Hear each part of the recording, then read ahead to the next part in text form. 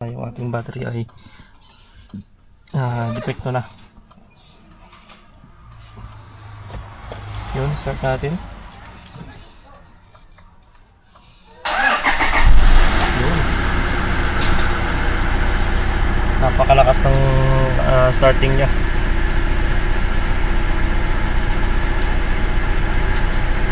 Sige pa siya dyan. Pwede mo lang ma-falling lang din. Ilagay mo na siya dun, ibantayan ko na lang. So, yun, at wala na siyang battery na warning sign. So, ibig sabihin, good na yung ating battery. So, bagong bili kasi to. Naka-full, pagkakalam ko, 70% charge itong ating nabili. Ayan mga ka-best friend. Yun mga ka-best friend, welcome back dito sa ating YouTube channel. Huwag nyo kalimutang i-subscribe at i-click yung notification bell niya sa baba ng ating YouTube channel name. At sa video ito ay papalit tayo ng ito, battery ng Toyota Fortuner. Yan, Enduro type na kulay white. So ito naman ay Enduro battery siya. At black naman siya. Yan, so same lang sila ng laman, same lang sila ng SM. So 3SM to 3SM yan. Yun. So nabili natin ito ng halagang 6,300. So actually ang price niya, ang SRP niya ay 6,500. So natawaran natin siya ng 6,300. So pagka brand new talagang nakasealed yan. Ayan mga best friend, pilyado. At meron siyang takip dito sa kanyang ito, may mga takip talaga yun dito na nakalagay. Blue, negative. Itong red ay positive.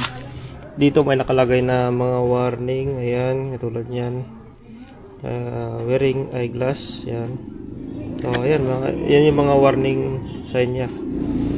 So, Enduro Motolite yung pinili natin para matibay.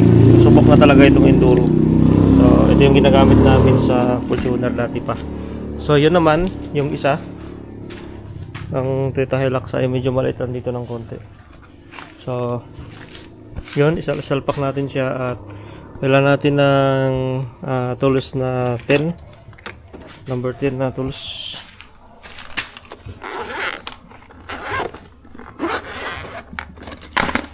Number 10.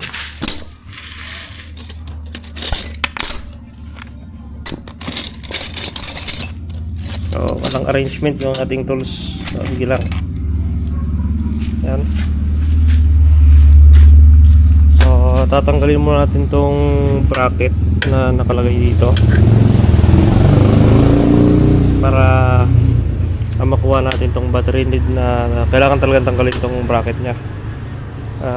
Text natin itong kanyang terminal. So negative and positive. So yun, tanggalin natin yung kanyang bracket.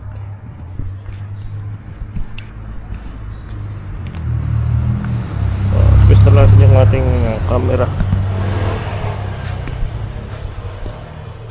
So ito yung tatanggalin natin.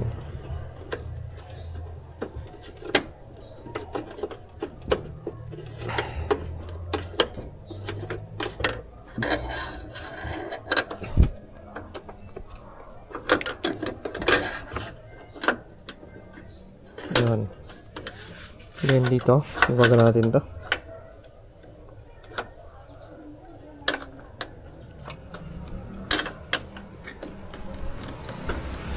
Yeah.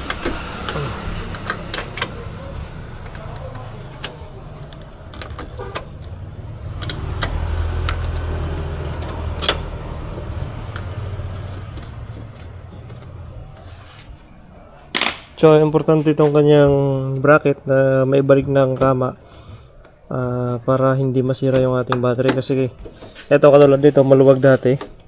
So, nagbabibrate yung battery natin sa sobrang galaw niya, ay nasisira itong kanyang gilid.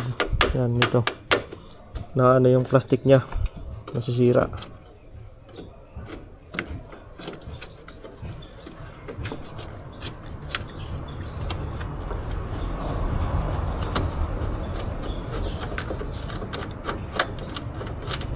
Yun, so tanggal na natin. Next natin tong mga terminal. Yan.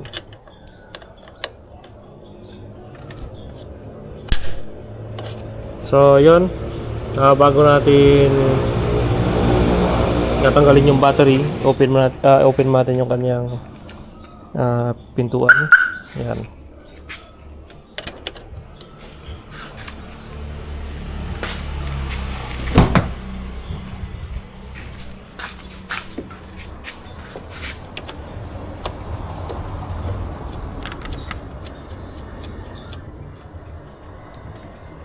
Yan, so ito yung kanyang negative.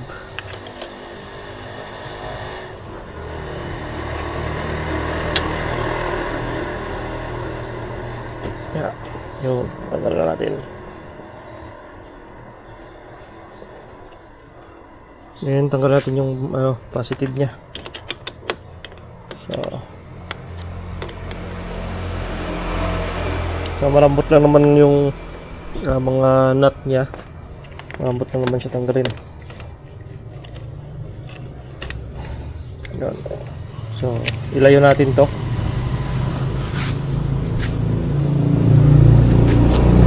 Yan, din buhatin natin. Kabigatan din. Ayan, magkasing laki lang. Yan. So, tuklap na yung ano nyo, plastic. Kaya may mga nagsasabi rin na pagka natuklap yung plastic nya, doon na malalaman kung pa-expired na yung battery o pa-shutdown na. So, okay pa naman yung ano niya battery, yung hugis. Hindi pa naman siya lumulubo. Yun. Tanggalin natin yung kanyang shield.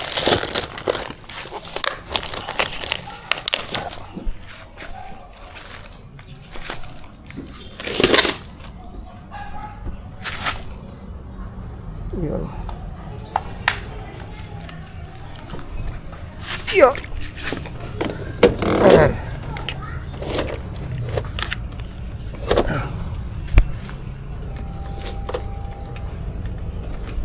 Yun, pesto muna natin.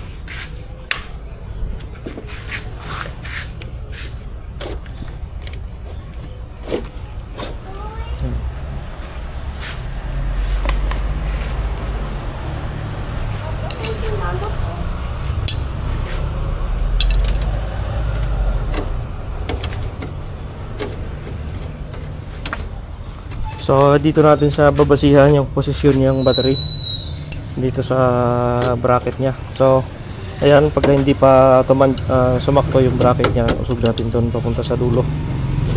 Ayan, hanggang sumakto siya. Yun. So ayan, okay na. Sakto na yung kanyang bracket.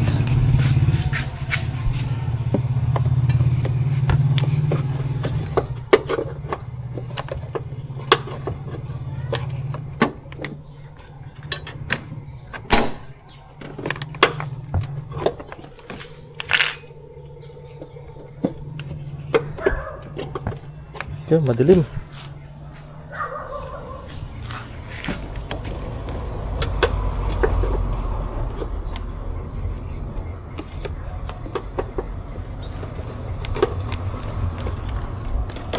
Yeah.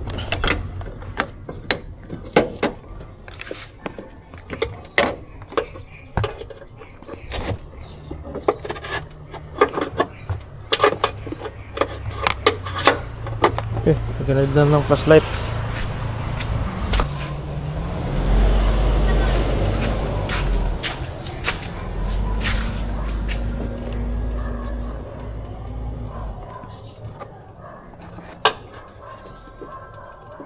Yun, so mayroon siya doong butas. So ikawit lang natin itong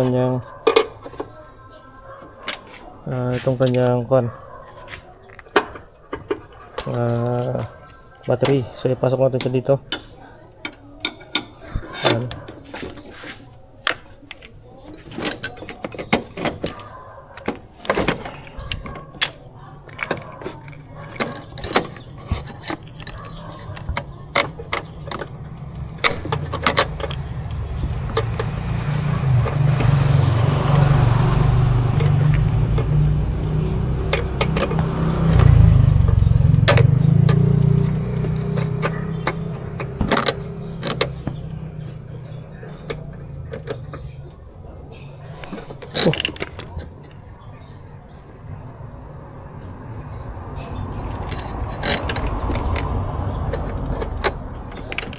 So, higpitan na natin.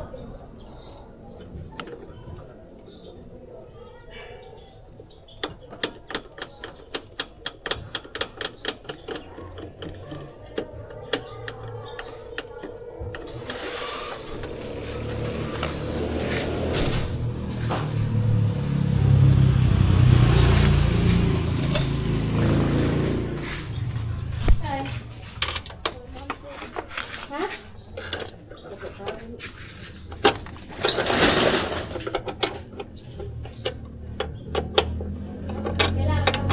So ayun mga ka-best friend, higpitan lang natin itong kanyang bracket na sa battery dahil napaka-importante na maigpit ito kasi pagka hindi siya maigpit masisira yung ating gilid ng battery natin, magkakaroon ng sugat.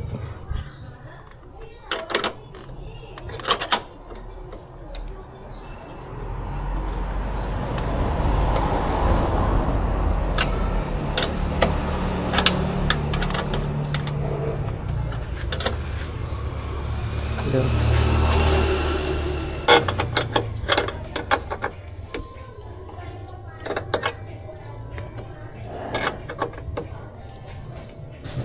Yun. So, yun, mahigpit na yung ating battery. Ngayon, ito naman yung importanteng tama yung pagkasalpak natin. At yung iba, ang ginagawa ng pagkasalpak nila, inuuna nila yung negative then positive. So, mali po yun mga ka-best friend. Ang unahin po natin ay positive, yung nating isasalpak bago yung negative. Kasi pag negative yung unahin natin, tapos yung positive, nag-spark, malakas po yung spark niya. So, yun. Ang unahin natin isasalpak dito ay yung positive niya para hindi siya mag-spark ng malakas. Yan. So, yun. Malakas yung ground.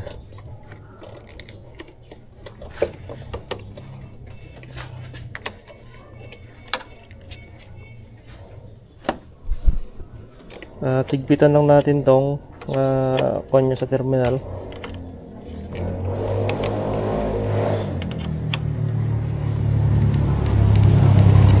para hindi ma-lose yung ating power. Yan. Then huli natin tong negative.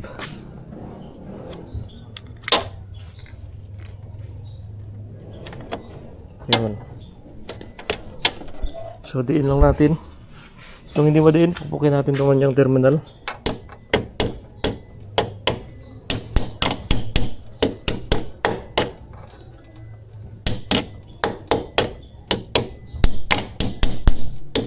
Yun. Okay na.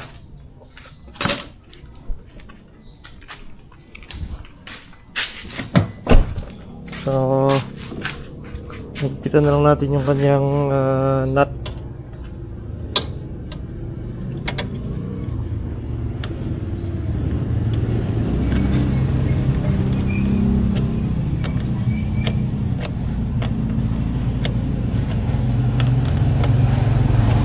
So, importante na mahigpit yung ating ground kasi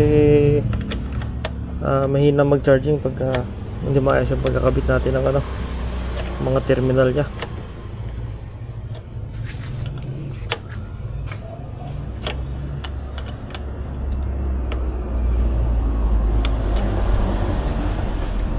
Yun, so konting higpit pa. Yun, okay na. Iwasan natin mag-iwan dito ng mga tools dito kasi pag nahulog baka pumasok dun sa kuhan sa ilalim, mahirap na kunin. Yun. Papacharge natin tong ating lumang battery, pwede pa rin siya pang ilaw. Yun, subukan natin start tong ating Fortuner.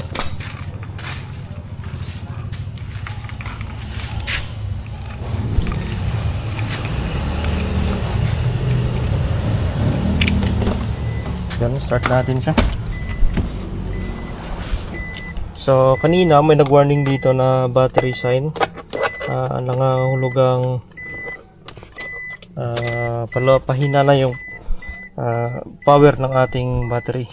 So, yun. Start natin. Yun, so nawala na yung pintuan na lang, tsaka yung brake yung nakalaano dyan, indicate. Ayun mga ka-best friend, thank you for watching. So ganun lang yung pagpalit ng ating battery, madali lang. Off na natin to. So good yung ating battery na nabili, Motolite Enduro. So halagang 6,300, okay na.